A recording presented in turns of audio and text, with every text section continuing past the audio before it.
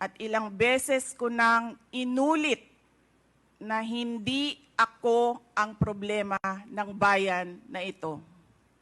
Ang totoong problema ng bayan ay kagutuman, kahirapan, illegal na droga, kriminalidad, terorismo, hindi na sapat na healthcare, kalidad ng edukasyon, kawalan ng plano ng infrastruktura para sa disasters, at marami pang iba.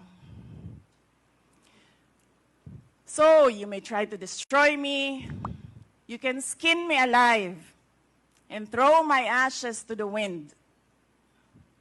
But let it be known, you will find me unbowed.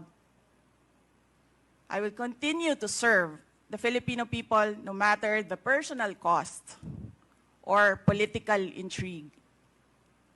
Having said that, I will not allow myself to be subjected to an inquiry based on an empty privilege speech, just so you can attack me and do indirectly what you failed to do directly during the budget hearings.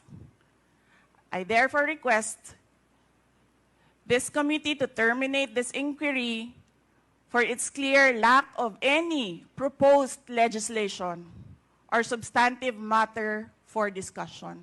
Shukran.